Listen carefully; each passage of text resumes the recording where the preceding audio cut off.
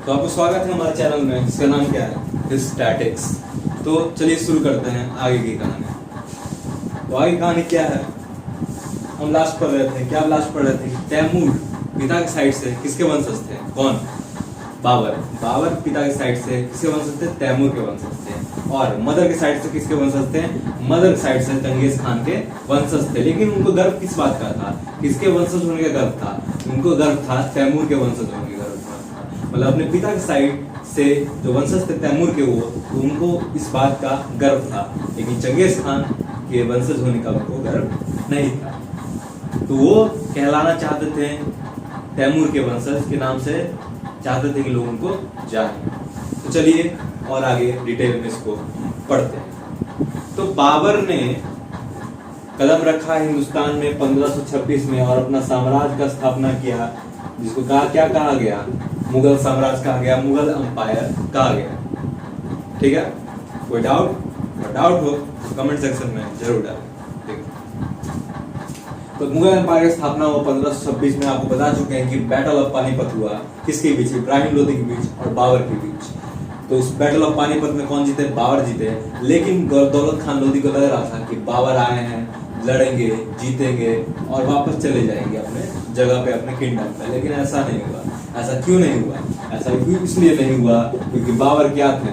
बाबर थे expansionist. Expansionist का मतलब वो ऐसा सोच रखते थे कि उनको अपना साम्राज्य पूरी दुनिया में फैलाना है। और जब वो जानते हैं कि 1526 के लड़ाई में, बैटल ऑफ पानीपत में हम लोग विक्ट्री हो चुके हैं, जीत चुके हैं, तो हम लोग वापस क्यों जाए? क्यों ना यहाँ अपना साम्राज्य बढ़ाया जाए। ठीक है, बाबर, यहाँ तक ये कहानी समझ में आपको आया और ना आए as it is comment box में जरूर। आगे कहानी समझते हैं।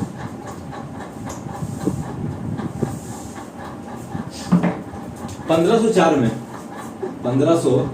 में बाबर ने कहाँ पे राज किया? 1504 में बाबर ने काबुल को जीता। काबुल जो आज के डेट में किसका राजधानी है?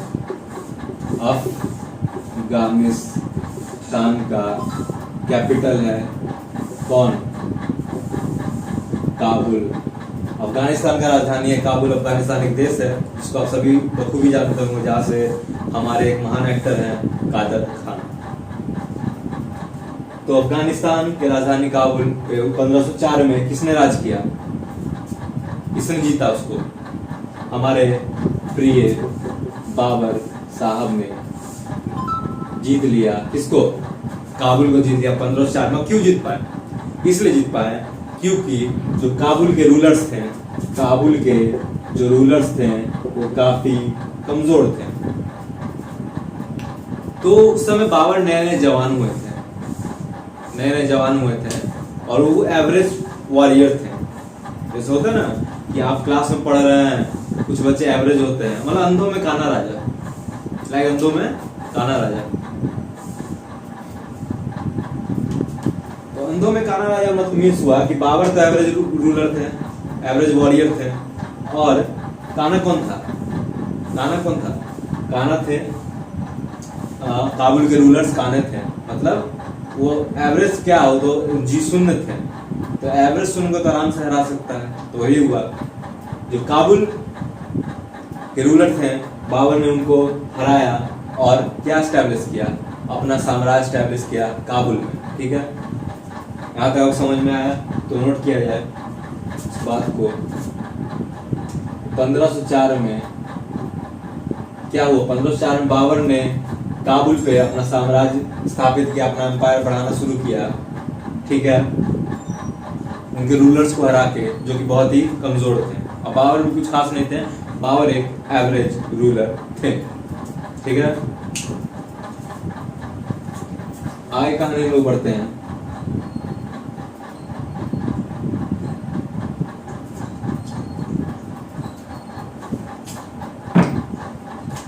और क्या हुआ देखिए, बाबर ने अपना साम्राज्य स्थापना किया भारत में 1526 में। ठीक है, और उनकी मृत्यु कब हो गई? स्थापना करने के कुछ ही साल यानी 1530 में बाबर की क्या हो गई? मृत्यु हो गई। ठीक है, बाबर की मृत्यु हो गई 1530 में। अब एक आप सभी जानते होंगे या सुना होगा कि बाबर ने अपने एक ऑटोबायोग्राफी लिखी थी। ऑटोबायोग्राफी मतलब खुद अपने जीवनी लिखी थी। ऑटोबायोग्राफी किसने लिखी थी? बाबर ने एक ऑटोबायोग्राफी लिखी थी अपनी, जिसका नाम था तुजुक ए बाबरी। तुजुक ए बाबरी नाम की ऑटोबायोग्राफी लिखी थी बाबर ने। तुजुक ए बाबरी नाम क्या लिखी थी बाबर ने? ऑटोबायोग्राफी, अपनी कहानी, अपनी जीवनी के बारे में लिखा था। ठीक है। बाबर के बेटे थे। कौन बेटे थे बताइएगा? तो नहीं बताइएगा तो हम बताते हैं, इसमें क्या दिक्कत है?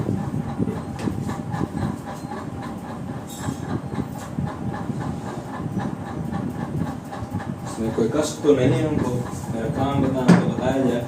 तो ये फैमिली ट्री आपको बता रहे हैं हम, जो ग्रेट मुगल्स थे, जो महान मुगल्स रहे, मतलब मुगल साम्राज्य के जो महान बादशाह रहे, जिन्होंने लंबे समय तक रूल किया और जिनको ग्रेट मुगल्स कहा जाता है, उनका फैमिली ट्री बना रहे हैं और इसको नोट किया जाए। सबसे पहले कौन आए? बाबर आए। बाबर के बाद कौन आए? हुमायूं आए। हुमायूं के बाद कौन आए? कौन आए? अकबर आए। अकबर के बाद कौन आए? जहांगीर आए। जहांगीर के बाद कौन आए? शाहजहां आए। शाहजहां को सभी जानते होंगे। क्यों जानते होंगे? क्योंकि उन्होंने क्या बनवाया? ताजमहल। बस यही काफी है। और आखिर में जो ग्रेट रूलर रहे, मुगल रूलर रहे, वो आए औरंगजेब। वही व्यक्ति जो अपने पिता को उनके ही ताजमहल में कैद कर दिया। तो फैमिली ट्री को नोट किया जाए। बाबर के बेटे हुमायूं, हुमायूं के बेटे अकबर, अकबर के बेटे जहांगीर, जहांगीर के बेटे शाहजहां और शाहजहां के बेटे औरंगजेब। ठीक है, इसको नोट किया जाए।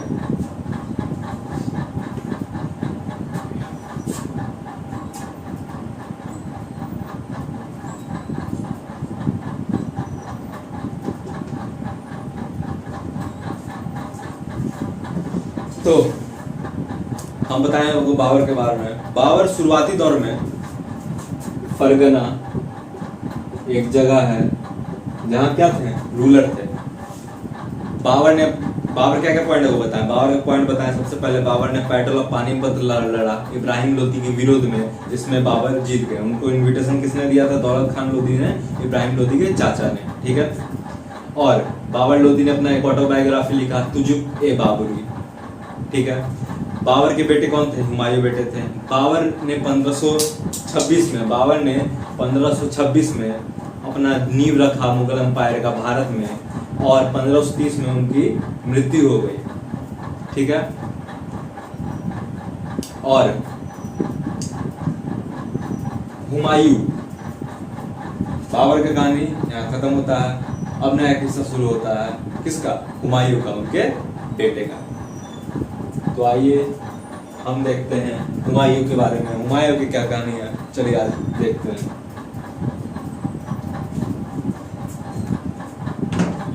तो हुमायूं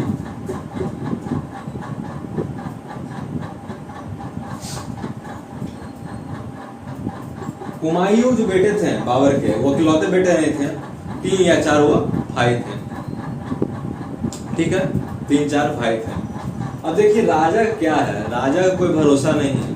राजा बनने के लिए आदमी लोग अपने माँ बाप का, भाई बहन का, बीवी का, किसी का गर्दन काट सकते हैं। जैसे राजनीति में होता है, इंदिरा गांधी ने अपने बेटे को मरवा दिया, या बेटा माँ को मरवा सकता है, सिर्फ सत्ता के लिए, सिर्फ राज्य के लिए, राजपाट के लिए। तो यहाँ किसी को कोई भरोसा नहीं किया जा सकता है। तो हुमायूं क्या हुआ?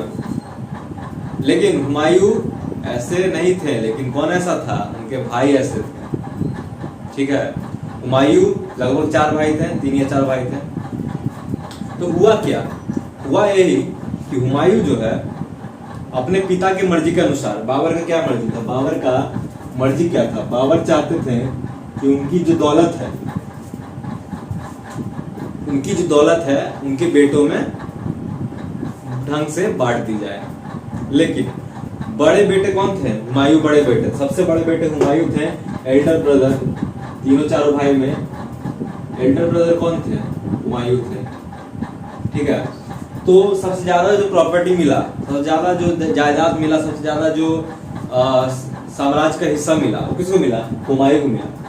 तो अब होता है कि 4 भाई अगर हैं, 3 भाई अगर हैं, तो किसी भाई को ज्यादा मिल जाए और बाकी भाई को कम मिले तो भड़क जाते हैं। इसी में लड़ाई का कारण, झंझट कारण पूरे हिंदुस्तान में हम लोग देखते हैं, पूरी दुनिया में देखते हैं। यही पैसा ही जड़ बन जाता है, लोग एक दूसरे खून के प्यासे हो जाते हैं पैसे के कारण। ऐसे बहुत कम परिवार होते हैं जहाँ ऐसा देखने को नहीं मिलता है। तो बाबर के मर्जी के अनुसार हुमायूं ने सब भाइयों में इक्वल प्रॉपर्टी को बांट दिया। लेकिन सबसे ज्यादा प्रॉपर्टी किसको मिला? हुमायूं को मिला। बाकी प्रॉपर्टी को हुमायूं ने किसने? अपने तीनों या दोनों भाइयों में, जितने भाई थे, 2 या 3 भाई थे, उसमें इक्वली बांट दिया। लेकिन तीनों भाई किस नाराज थे?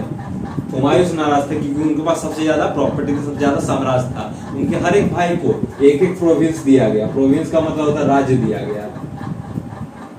उनके तीनों ये दोनों भाई, जितने भाई थे, उनके अलावा उनको एक एक राज्य दिया गया उनके पिता के मर्जी के अनुसार।